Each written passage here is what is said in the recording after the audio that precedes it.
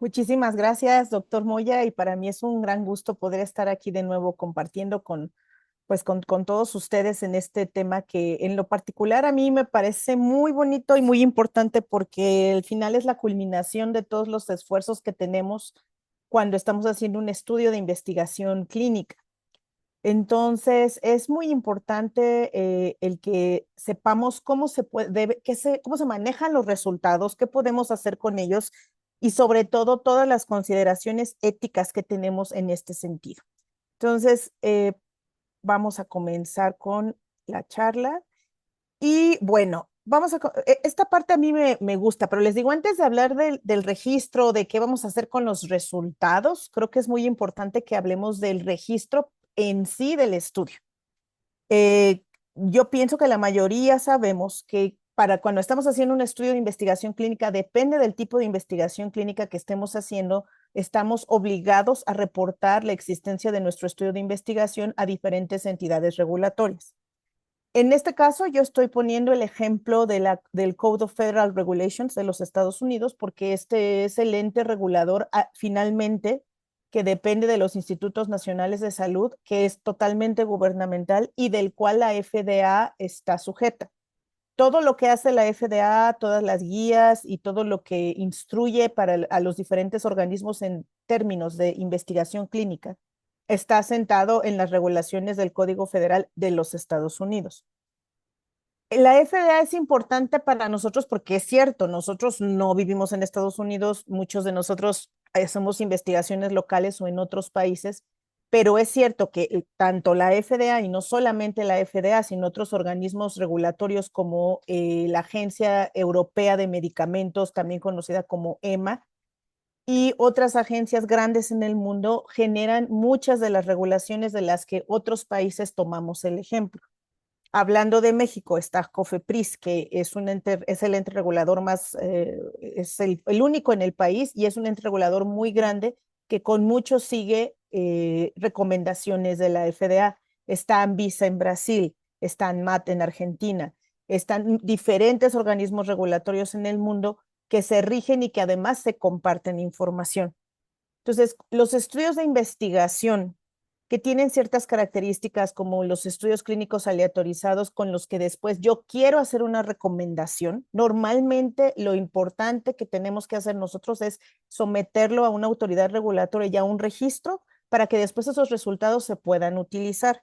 Puede ser también un estudio de corte epidemiológico, un estudio que sea de inmunogenicidad solamente, o en este caso estamos hablando de los estudios aleatorios controlados.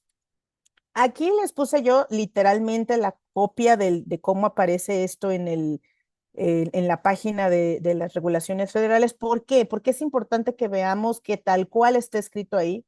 Y como ustedes podrán darse cuenta, el propósito es poder tener información que pueda ser después aplicable y que es regulada por los institutos nacionales de salud, en este caso en Estados Unidos, y por su director. ¿Y a quién le aplica esta situación? En el caso de Estados Unidos y de la gente que hacemos investigación clínica, que muchos de nuestros trabajos quisiéramos que tengan que puedan tener consecuencias en términos de indicaciones o en términos de recomendaciones.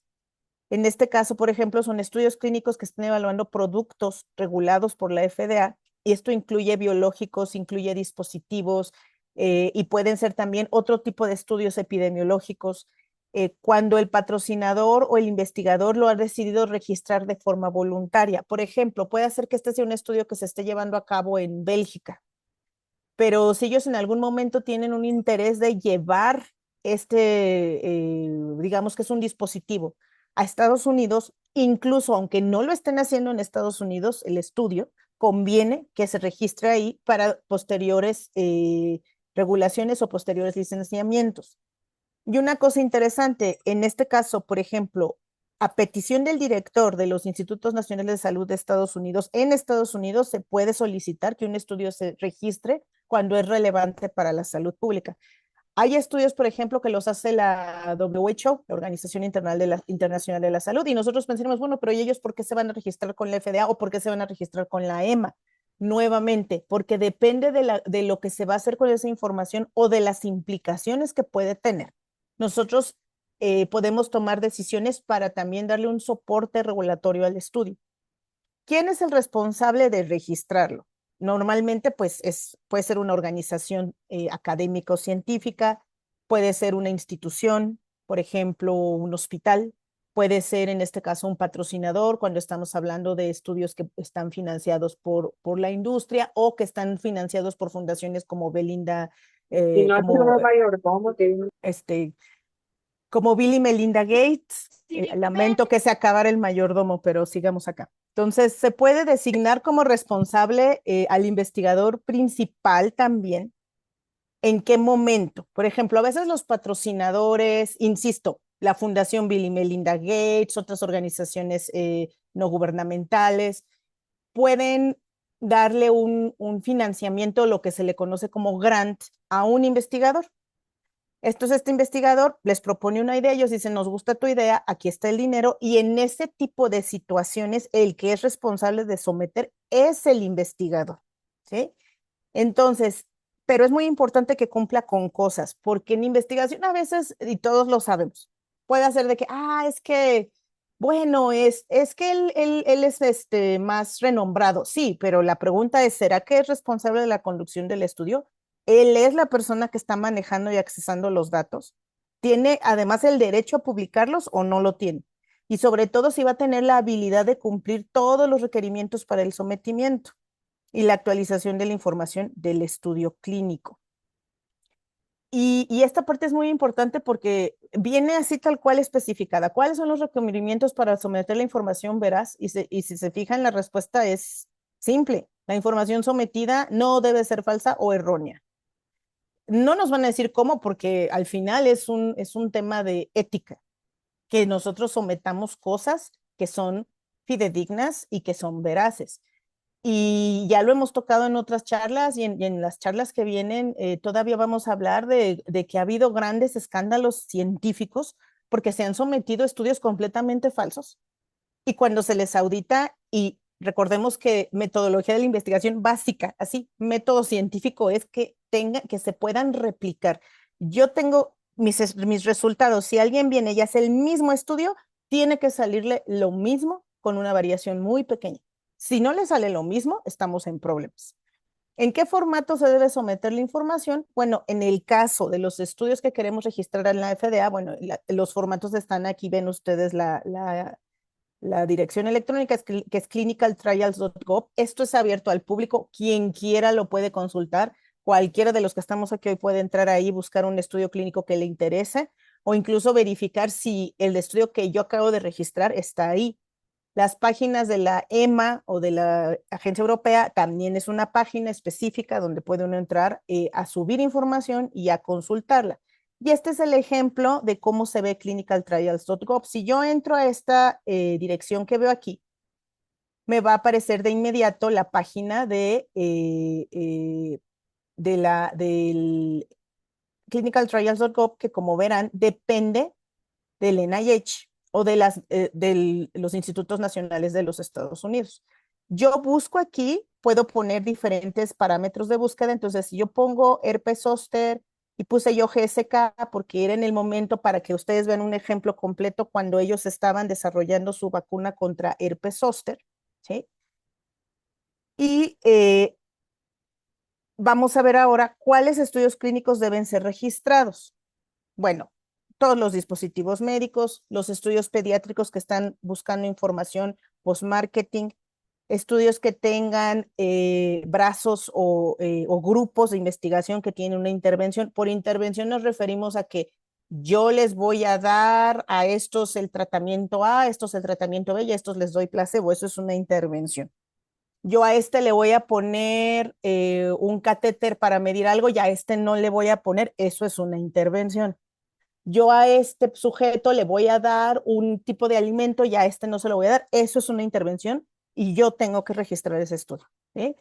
El objetivo primario tiene que ver con demostrar algo, es decir, yo quiero demostrar eficacia, yo quiero demostrar inmunogenicidad, yo quiero demostrar seguridad, depende de la fase que estemos evaluando. Hay estudios de factibilidad, esos no entran aquí. Los estudios de factibilidad se refiere a que a veces yo tengo que hacer un estudio de campo, por ejemplo, para decir, yo necesito saber si en qué parte de este país tienen las incidencias más altas de enfermedad de Crohn, porque el estudio que yo voy a hacer va a probar un medicamento para el manejo de Crohn. Entonces yo tengo que hacer un estudio de factibilidad para saber dónde son los mejores sitios en donde yo puedo hacer ese estudio, ¿no? Luego tenemos el caso de los medicamentos, y los medicamentos siempre van a incluir biológicos. ¿Y qué biológicos son? Pues anteriormente hablábamos del solo casi que de vacunas o de gamaglobulinas, eso muy atrás. Ahora esto incluye también anticuerpos monoclonales, ¿sí? O cualquier terapia genética o inmunológica. Y también cuando en el caso de la FDA, si yo tengo al menos un sitio clínico que está ubicado en Estados Unidos, yo tengo que registrarlo allá. Pero es así en los diferentes lugares del mundo. Por ejemplo, si yo tengo un estudio donde estoy incluyendo Estados Unidos, Argentina, México, Brasil, Colombia, estoy incluyendo también Japón, y estoy incluyendo China, y estoy incluyendo Bélgica. Eso implica que sí, lo tengo que registrar en la FDA, pero también lo tengo que registrar en la COFEPRIS para el caso de México, lo tengo que registrar en ANMAT para el caso de Argentina, lo tengo que registrar en ANVISA para el caso de Brasil, lo tengo que registrar en los institutos de salud de Colombia, ¿sí? Lo tengo que registrar también en la EMA, porque Bélgica está participando, y en un organismo que se llama PMDA, que es el de Japón, además de los organismos regulatorios de China. Todos ellos tengo que someterlo, registrarlo, y por registrarlo se refiere a someter. Ellos me pueden decir, no, tu estudio no me gusta, tienes que arreglarle esto y esto y esto y esto, y se les tiene que hacer esos ajustes al estudio si yo quiero conducirlo en ese país. Y una vez que todo eso pasa, ya lo puedo subir a clinicaltrials.gov y a todas las demás plataformas de todos estos organismos para registrarlo. Y bueno, aquí nuevamente volvemos al ejemplo del clinicaltrials.gov, lo que les mencionaba. Ya entramos, si vieron, si se recuerdan, yo puse como motor de búsqueda herpes zóster y GSK, entonces me salen todos los estudios que esta compañía GSK está haciendo de herpes zóster. Ustedes ven inmunogenicidad y seguridad en adultos con tumores sólidos recibiendo quimioterapia. Seguridad de inmunogenicidad en adultos japoneses, ¿no? Entonces, así todos los diferentes estudios. Y a su izquierda siempre van a encontrar la sección de los filtros. Va a venir estudios que están reclutando, que no están reclutando, las fases, si están activos, si están completos, si ya se terminaron, si tienen los resultados, las edades. Entonces, esto siempre nos ayuda a tener una búsqueda más precisa. Y en este caso, pues elegimos ¿no? Un estudio que está evaluando eficacia, seguridad e inmunogenicidad de una vacuna de herpes zóster, y les va a aparecer siempre esto, ¿no? Aquí, este es el número único que les da siempre clinicaltrials.gov. Con este número yo publico resultados en una revista de investigación clínica, y este es mi número de referencia siempre para este estudio. Y luego vienen dónde se hizo, ¿no? Y dice que aquí en otros 178 lugares. Y bueno, en el caso de este estudio en particular, el ejemplo está aquí, se los pongo yo. Del lado derecho está lo que ustedes ven en el registro y del lado izquierdo está lo que se pide. Los no más allá de 21 días calendario después del primer sujeto enrolado, en general es una regla para Estados Unidos y una regla casi para todo el mundo con este tipo de organismos regulatorios.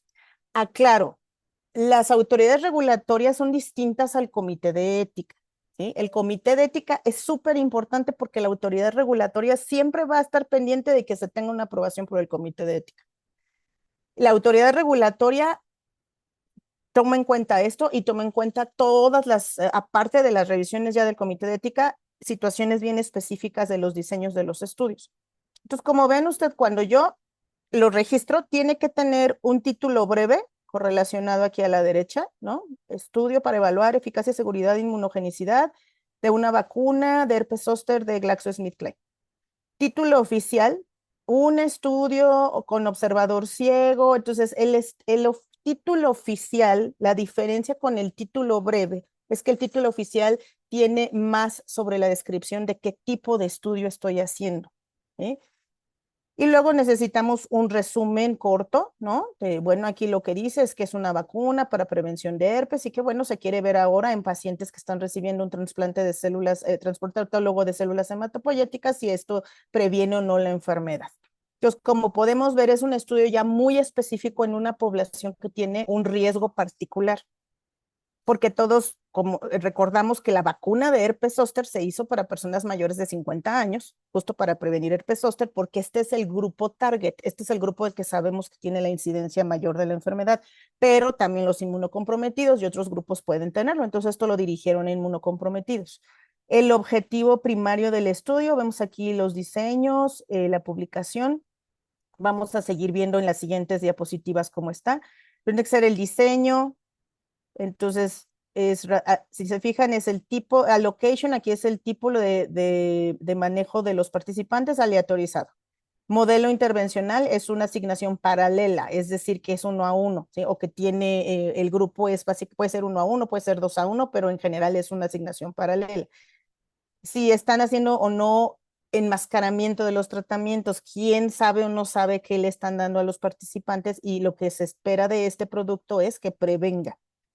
Vemos aquí los tipos de intervenciones, como podrán ver, un brazo está recibiendo la vacuna y el otro brazo está recibiendo placebo. Aquí es muy importante, que no es el tema, pero aprovecho para recalcarlo. Alguien podría decir, pero ¿por qué 2 dosis de placebo?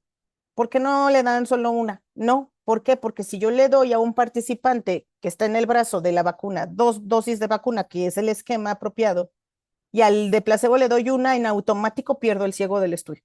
¿Sí? Porque ya el otro ya supo, le dieron una, ya le dieron dos, entonces el investigador ya sabe, pues ese tiene vacuna y ese tiene agua. Entonces, por eso es que esto es muy importante para manejar los ciegos de los estudios. Es un estudio experimental con comparador placebo, entonces se fijan, se va cumpliendo aquí todo, ¿eh? Número de intervenciones, fecha de inicio del estudio, aquí le puse yo primary completion date a propósito en inglés para poderlo explicar. Nosotros en los estudios clínicos, algunos tienen un momento de hacer un análisis final y reportan lo que salió en ese momento, ¿no? Pero hay estudios que tienen cosas que se llama análisis interino. Entonces yo le puedo decir a la autoridad regulatoria, fíjese que mis resultados, yo le quiero dar una parte de mis resultados, por ejemplo, en un estudio de eficacia de un medicamento. Cuando yo ya tenga 50 casos de la enfermedad, quiero ver si mi medicamento sirve, si hay una evidencia de que sirve, yo le quiero someter estos primeros estudios. ¿Para qué? Para poder tener un licenciamiento más rápido. Y los licenciamientos que se otorgan a veces más rápido no es en general también por conveniencia de la población. Si te estás demostrando que algo sirve, es muy importante que lo empieces a usar antes, y también es importante que ya no tengas a gente dándole placebo cuando tienes un medicamento, dispositivo, lo que sea, que ya demostraste que sirve, ¿eh? Entonces, ¿cuándo va a iniciar tu estudio? Que es en inglés, se le llama First Visit, First Subject. En español, pues hay muchas formas, pero en general es la primera visita del primer participante. Eh, y luego lo que se conoce como Primary Outcome Measure, ¿sí? O los endpoint primarios, o a veces hay quien le llama desenlace. La verdad es que la traducción es complicada, pero esto es lo que todos aprendimos en algún momento en investigación clínica, que era lo que correspondía al objetivo primario. Pero el objetivo primario no se puede leer por sí solo. ¿A qué me refiero con esto? El objetivo primario tiene que tener una forma de medirse, que es a lo que se le conoce como endpoint o como desenlace del objetivo. Entonces yo puedo decir, mi objetivo es prevenir enfermedad grave por virus del sarampión en personas de 10 a 18 años de edad. Ese es mi objetivo. Pero ahora yo, ¿cómo voy a medir eso? Y entonces se convierte en el outcome. ¿Eh? ¿Y cuál va a ser mi outcome? Determinar el número de personas dentro de un periodo de 12 meses que están presentando casos graves de la enfermedad. ¿Sí? Entonces, lo que yo esperaría, si yo tengo 50 personas, 100 personas, que a una mitad le puse vacuna y a otra mitad le puse el placebo, es decir, 50 y 50. Yo lo que estoy buscando ver es que los que tienen placebo sean los que tienen el mayor número de casos y los vacunados tengan un menor número de casos. Y eso yo lo tengo que transformar en el famoso outcome. Y entonces siempre van a ir juntas, ya que ustedes lo ven. Dice aquí, ¿no? Primary submitted, si se fijan, es, por ejemplo, ¿no? Es el endpoint, número de sujetos con herpes zóster confirmado entre el mes cero, ¿sí? A partir del corte del análisis, con un seguimiento medio de 21 meses. Entonces, ellos están aquí diciendo cómo van a hacer para medir esto. Luego vienen acá todos los endpoints secundarios. Los secundarios son importantes porque me van a ayudar a tener o a demostrar que lo que yo quiero evaluar tiene más, digamos, usos que solamente la parte primaria. Pero lo que se busca siempre en un objetivo de investigación es cumplir el objetivo primario para poder hablar de que lo que yo sea, lo que sea que yo esté probando tiene un uso específico. Los secundarios pueden o no demostrarse. Pero si yo no logro demostrar el primario, bye. O sea, ahí no hay de que, pero es que más o menos me salió, y es que era 70%, pero me salió 69%, no pasa. ¿Sí? Y no pasa no porque diga la FDA o Anvisa, no, no, no pasa porque el rigor científico de el análisis estadístico planeado no está permitiendo que se esté demostrando la eficacia de un producto determinado. Luego vemos aquí nuevamente otras cosas ya, por ejemplo, tenemos que poner la información del reclutamiento, cómo se está haciendo, en qué estado está, si se completó ya o no. Por ejemplo, aquí ya se completó, pero si lo hubiésemos visto en las etapas iniciales del estudio, ahí podría decir ongoing, ¿no? Todavía estaba ocurriendo. Vemos aquí cuántos metieron al final, que fueron 1877. Ellos originalmente habían planeado 1400. Y vemos aquí también cuándo se termina de completar el estudio, ¿sí? Y los criterios de inclusión que se decidieron para el estudio, qué géneros van a aplicarse, porque no siempre, a veces puede ser que solo voy a incluir mujeres, si es un medicamento que solamente es para esta población, o si es un medicamento para próstata, pues solo voy a incluir hombres. Pero en este estudio, pues es a todos, ¿no? Que estaban evaluando herpes zóster en personas con factores de riesgo en todos los géneros. Y se tiene que poner en qué países estamos haciendo el estudio. Si se fijan, este es un estudio multicéntrico, ¿sí? Y además es un estudio totalmente global. Y la información administrativa. Esto es también parte importante porque tenemos que decir quién investiga, quién está financiando, cuál es el número, ¿sí? Y si se fijan aquí dice EUDRA City Number. Este número está ligado al registro que ellos hicieron con la organización europea, ¿sí? Y luego vemos aquí, ¿no? Ahora sí, ya vamos a empezar a hablar de los resultados del estudio como tal y a quién y en qué ¿cuándo voy a someter yo? ¿En qué estudios? Pues si yo lo registré en una autoridad regulatoria, yo tengo que darle los resultados. No puedo decir siempre no, no me gusta y se te doy estos resultados y estos no. Tiene que darse los resultados tal cual como se solicitan. Tiene que ocurrir 30 días calendario en general cuando ya se determina que se terminó la relación o cuando ya se sabe que el estudio está terminando. Y aquí ven ustedes ahora otra vista de este mismo estudio donde estamos hablando de la vacuna del herpes y aquí ya viene qué pasó, qué salió, ¿no? Aquí tenemos entonces qué vamos a poner ya ahora en los resultados, ¿sí? Entonces yo tengo que hablar de la distribución de los pacientes. Entonces, siempre se presenta una tabla sobre cuántos enrolé, cuántos quedaron en cada grupo de investigación, cuántos estuvieron durante todo el estudio, cómo fue la asignación final, ¿sí? Las características demográficas, yo tengo que poner cuántos enrolé en cada país, a veces en cada sitio, dependiendo del nivel de detalle. Tengo que poner cuántos de esos hicieron withdrawal, es decir, cuántos no terminaron el estudio, por qué causas. Definir las poblaciones que analicé. Por ejemplo, yo puedo decir, bueno, es que este estudio necesita que yo estratifique por grupos de edad, entonces se tiene que hacer desde un inicio y se tiene que reportar. El análisis estadístico, eso es fundamental. ¿Por qué? Porque cuando yo registré mi estudio, tanto el comité de ética como la autoridad regulatoria revisó mi análisis estadístico y el análisis estadístico pues tiene que ser coherente con lo que yo voy a revisar. Si yo voy a hacer un estudio de eficacia, yo tengo que poner límites de los intervalos de confianza, el más bajo, el más alto, el lower bound que voy a necesitar, es decir, cuál es el mínimo de eficacia que yo voy a tolerar, que habitualmente es del 20%, por ejemplo, para vacunas. Hay medicamentos que lo piden más alto. Si yo voy a hacer un estudio de inmunogenicidad, pues yo tengo que hablar y lo quiero comparar la inmunogenicidad de un grupo con la del otro para demostrar que son similares. Entonces yo tengo que hacer una prueba T. Entonces, todas estas cosas las revisan a detalle. Estoy hablando yo muy en general, las autoridades regulatorias y los comités de ética. Tiene que reportarse todo lo que sale.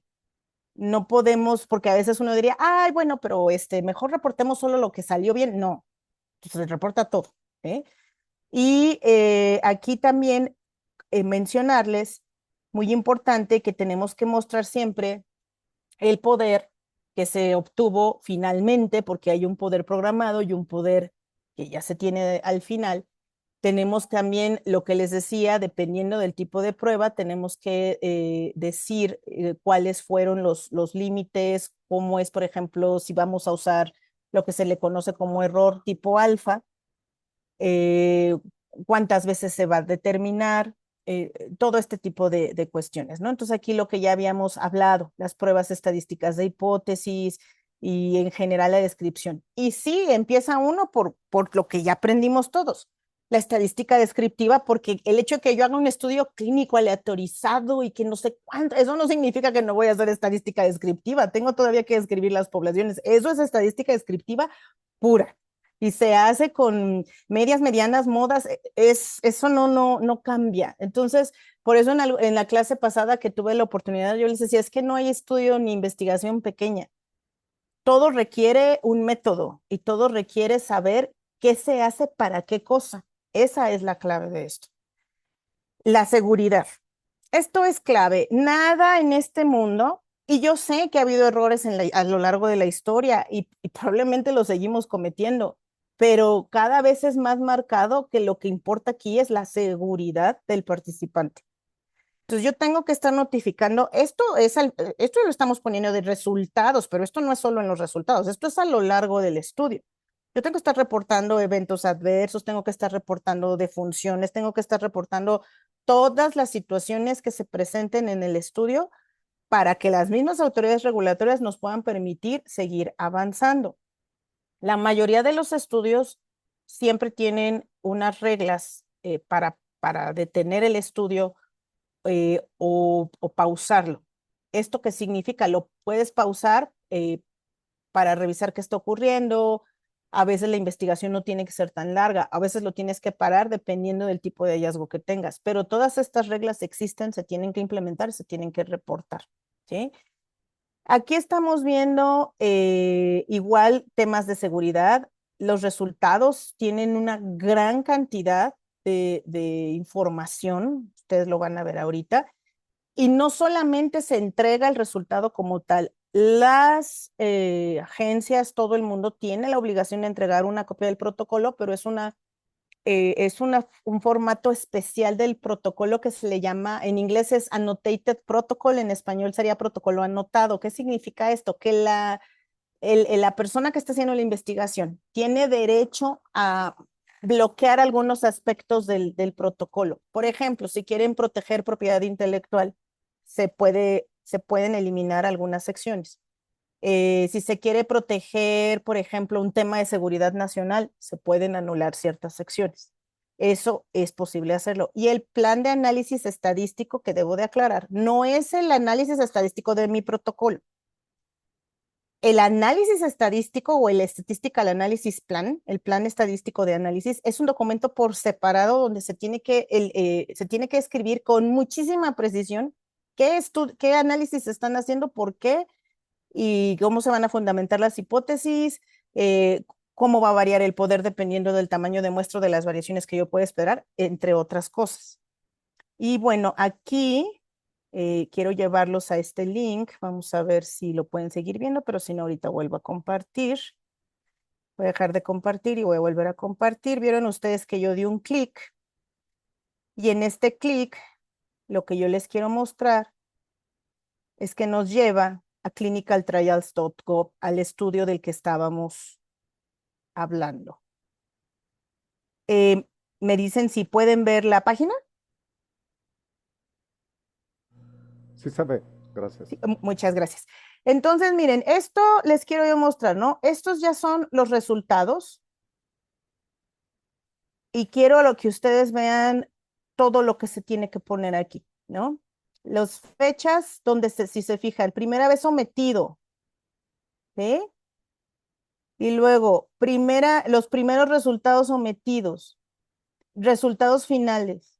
La última vez que se hizo una actualización, la última vez que se verificó. Entonces, esto es un tracking y se hace de forma muy seria, ¿sí? Y luego aquí viene el flujo de participantes, cómo se hicieron los detalles de preasignación. Por ejemplo, algunos sujetos enrolados se les dio un número de sujetos, pero no se les administraron todas las dosis. Es decir, los problemas que se tuvieron, porque pues desafortunadamente no hay nada perfecto, ya créanme que en investigación clínica uno planea bien bonito, pero las cosas muchas veces no salen tan exactas como uno las planeó. Los dos grupos, ustedes lo ven aquí, el grupo que recibió 2 dosis de vacuna, el grupo que recibió 2 dosis de placebo, y luego vemos, ¿verdad? Cuántos empezaron, cuántos completaron, cuántos no completaron, razón para no completar, eventos adversos que se fueron del estudio, migraron, ya no los pudieron seguir, tuvieron un episodio sospechoso de herpes zóster. O sea, el mensaje aquí es que nosotros como investigadores no podemos ser genéricos de, se me salieron 10 del estudio. Ajá, ¿y por qué? ¿Qué pasó? Y lo tenemos que describir. El periodo de duración del estudio, ¿sí? Del mes 13 al mes 25, nuevamente en ese momento del periodo, ¿por qué no se completaron? Y aquí vemos las características basales de las personas, ¿verdad? ¿Cuántos eran? Luego ven abajo las edades, ¿verdad? 54.8 años, 55.1 los promedios. Aquí vamos viendo el género, la etnicidad, también se tiene que reportar. Y luego vemos lo que hablaba de los famosos outcomes. Entonces yo tengo el primero, ¿no? Que es el número de sujetos con herpes zóster confirmado, los episodios de herpes zóster confirmado. Y aquí viene qué significa un caso sospechoso de herpes. Y esto es muy importante porque cuando yo estoy haciendo mi estudio y voy a buscar una enfermedad o voy a buscar un padecimiento específico, yo tengo que describir a qué me refiero con eso. Y uno puede decir, pero es que si eso ya está en los libros de medicina, está en los libros especializados, sí, pero eso tiene que estar en el protocolo y la definición del protocolo es lo que aplica el protocolo. Y yo no puedo decir, no, pero es que la definición del Rogers dice otra cosa. Podrá decir lo que quiera o cualquier referencia, pero el protocolo tiene una definición y esa definición se tiene que respetar, si no yo me estoy saliendo del protocolo, ¿sí? Análisis de la población, nuevamente aquí vemos cuántos participantes fueron, otra vez vuelven a describir los objetivos secundarios con los endpoints, los sujetos con complicaciones asociadas, sujetos con neuralgia posherpética, anticuerpos que se tomaron en los participantes. Y aquí, como podrán ver, se reportan las medias geométricas de esos anticuerpos, ¿no? Cómo estuvieron basales, o sea, mes 0, luego al mes 1, luego al mes 2, cómo estos van cambiando, ¿sí? Y esto sirve para ver las respuestas inmunes. Entonces, por ejemplo, ustedes pueden ver cómo van modificándose los niveles de anticuerpos. Por ejemplo, en este caso, en el mes 2 ya subieron a 12,000 y estos son los en el vacunado y en el placebo se quedan en 400. Entonces, estas son las cosas que en este caso, esta compañía para esta vacuna hizo su evaluación. Seguimos subiendo. Esto es lo que veíamos de la tabla de seguridad.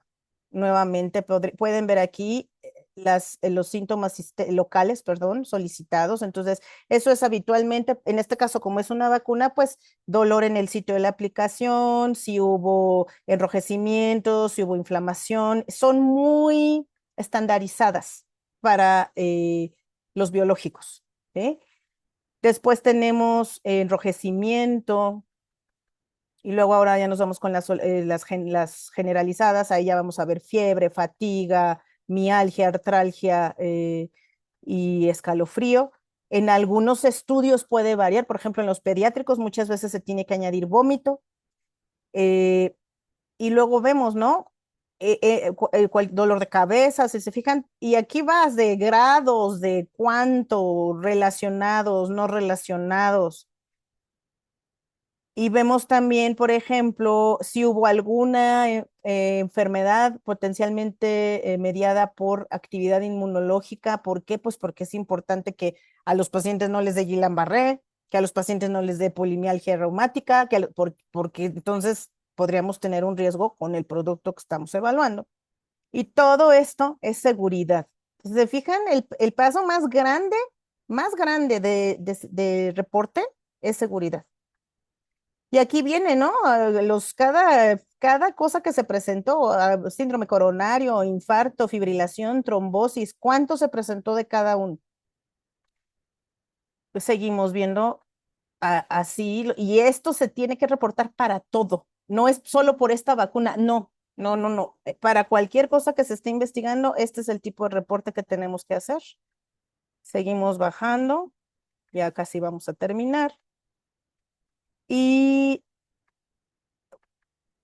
vienen ya, aquí ya habla de publicaciones, porque ellos ya hicieron un estudio, ¿sí? Entonces, esto es muy importante porque ellos ya están haciendo la referencia de dónde podemos encontrar los estudios relacionados con esta investigación que ellos están reportando aquí. Y esto es muy bueno porque yo puedo ir a investigar este estudio y lo que dice aquí tiene que ser lo mismo que dice en la publicación. Si no, vuelvo al tema, estamos en problemas. ¿Sí? Entonces voy a dejar de compartir aquí para volver a la presentación. Estamos acá, aquí. Ok. No me encuentro ahora el slide. Muy bien. Entonces, vamos a compartir de nuevo. Y vamos a hacerlo grande. Y bueno, aquí se acuerdan del número de este estudio. NST 016 10 414. Yo meto este número en PubMed y me sale el estudio inmediatamente y en automático. Este es el estudio de lo que está reportado en clinicaltrials.gov, de lo que está reportado en la EMA y probablemente en todos los países que venían allá enlistados que tengan un sistema de registro de ensayos clínicos. Entonces, así es como ustedes pueden hacer la secuencia. Y si ustedes tienen esa curiosidad, si ustedes tienen un artículo interesante o importante para ustedes que tiene este numerito en la publicación, llévenselo a clinicaltrials.gov y ahí van a ver las tripas de cómo se hizo ese estudio, ¿sí? Este es el ejemplo de la agencia europea, igual, ¿verdad? No, y todo lo que les acabo de decir de la FDA es exactamente lo mismo para ellos. Y hay aquí otras cosas importantes, ¿no? Porque yo sé que ustedes me van a decir, sí, pero es que eso suena que todo solamente es de organismos regulatorios de países y entonces, ¿dónde está la ciencia? Bueno, ahí hay mucha ciencia, debo decirles, pero también hay cosas independientes. No sé si ustedes, yo creo que muchos de ustedes se acuerdan del famoso consort que ha existido casi desde que fuimos a la Facultad de Medicina, pero que ha ido cambiando a los años y entonces a uno lo mandaban a leer las guías de cómo interpretar y luego que cómo vas a hacer una investigación y bueno, uno las leía y yo me acuerdo que yo por lo menos al principio no entendía nada y uno lentamente va entendiendo y a veces ya te gusta y le sigues. Pero este consort lo acaban de actualizar. Aquí está la referencia, va a estar aquí en la presentación, con las guías actualizadas para el reporte de estudios aleatorizados, ¿sí? Y entonces este consort 2025 está dando información importante para que los lectores que necesitan tener información transparente y completa, la tengan de los métodos y de los hallazgos de la investigación. Nos está dando una guía actualizada también para reportar los resultados de los estudios aleatorizados, mostrando los avances metodológicos y el feedback, que va siempre al último usuario. ¿Y quién es el último usuario? Pues el que está aprendiendo del artículo que yo publiqué, o de la tesis que yo escribí, o del comunicado que yo hice, o simplemente estoy sentada aquí en el hospital y yo quiero compartir esta pequeña investigación que hice con la gente. Vuelvo al tema, no hay investigación pequeña. Son 30 elementos esenciales, es un checklist, ahorita se los voy a mostrar, y viene el diagrama para documentar el flujo de los participantes que se tiene en el estudio. es muy parecido a lo que vimos en el ejemplo de clinicaltrials.gov. Y digo, ahorita no entramos ya en el artículo publicado con detalle, pero yo les puedo decir, ustedes lo pueden entrar a comprobar, que ese artículo tiene esto que que estamos diciendo ahorita.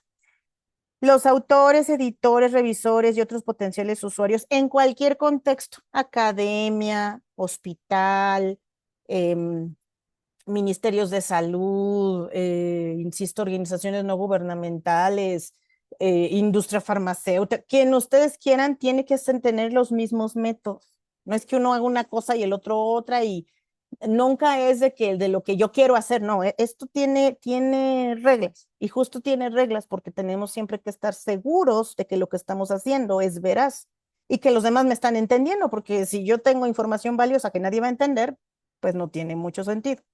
Entonces dice should use y una vez más, lo puse en inglés porque en inglés tenemos should y must. Must es tiene que, ahí no es de que te estén preguntando.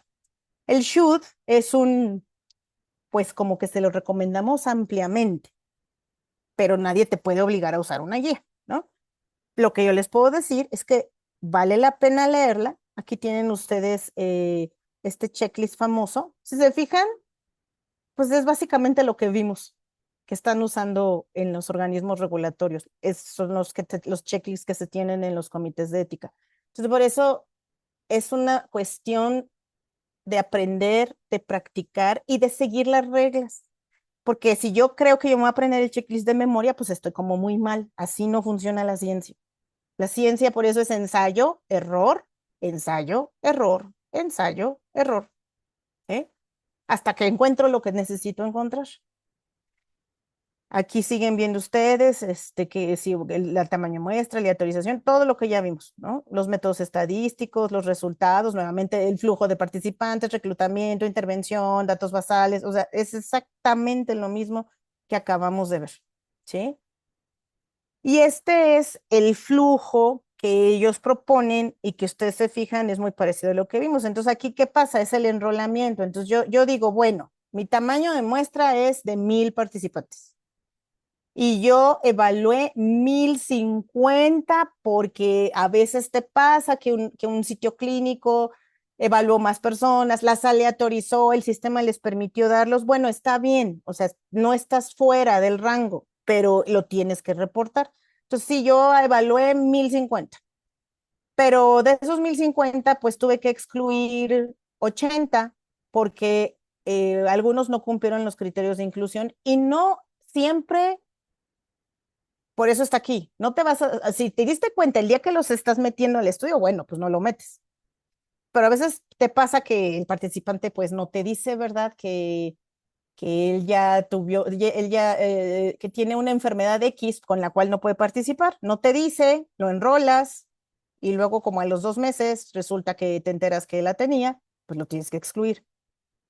Que de repente el participante dice, ay, no sabe que yo ya no quiero estar en su estudio o me voy a cambiar a otro país o qué sé yo, ya no quiero participar o por cualquier otra razón conocida. Entonces, luego vemos cuántos aleatoricé realmente. El aleatorizado es cuántos de veras ingresaron al estudio a través de mi sistema de aleatorización. Ahora ya tenemos todo eso automatizado, ¿verdad? La mayoría de las investigaciones.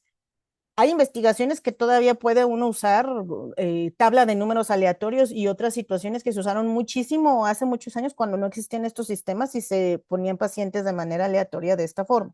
Y aquí ya decimos cuántos se ponen en la intervención, en la otra intervención, y puede ser la vacuna, o puede ser el medicamento, o puede ser un dispositivo, y acá está el placebo, y los vamos siguiendo, ¿ah? Y entonces a lo mejor al año, pues ya no son los que yo tenía aquí 900, sino que ya van a ser 820. Digo, estoy dando números al azar. La situación es que cada vez yo tengo que ir diciendo cuántas personas me van quedando. Y esto es muy importante porque cuando yo calculo mi tamaño de muestra, yo tengo que calcular lo que se conoce como porcentaje de withdrawal, es decir, si yo calculo que como el 10% se me van a ir, pues yo tengo que meterle ese exceso a mi muestra para poder tener un número final válido que me permita hacer el análisis estadístico. Porque si para mi análisis estadístico yo necesito tener 850 participantes y nomás me quedaron 700, puedo hacerlo, pero es seguramente el poder de ese resultado no va a ser el que se planeó, va a ser más bajo. Y bueno, ahora vamos a hablar del cierre del estudio clínico. Y ahora sí que como dijo Porky, lástima que termine el festival, porque cuando cierre el estudio, pues podemos tener bonitos resultados, podemos no tener lo que necesitamos, pero el tema es que cuando ya cerramos un estudio hay que hacerlo muy bien. Y el cierre de un estudio clínico siempre se va a referir a la finalización cuando todas las actividades, las interacciones, intervenciones, análisis primario, que está descrito en el protocolo, ocurrieron, ¿sí? Todo este tema se tiene que notificar a los comités de ética, a las autoridades regulatorias, al sitio de investigación clínica, a los participantes. Al participante se le hace una carta donde se le informa y se le agradece que esté contribuyendo a un estudio de investigación clínica. Y esta parte es fundamental por lo que hemos platicado tanto. Alguien que decide participar en un estudio de investigación clínica verdaderamente nos está dando mucho de su persona, ¿sí? Porque está aceptando literalmente contribuir a la ciencia, aceptando un riesgo que no sabe él si a él o a ella le va a pasar algo con lo que estemos investigando, ¿sí? Entonces, es muy importante recordar este agradecimiento. Cuando cualquiera de nosotros hace una publicación o va a hacer una publicación, o si alguno de ustedes está pensando publicar, ahí se ponen agradecimientos a todos los que les ayudaron, a los participantes. Tiene que ser amplio porque mucha gente colabora en una investigación clínica.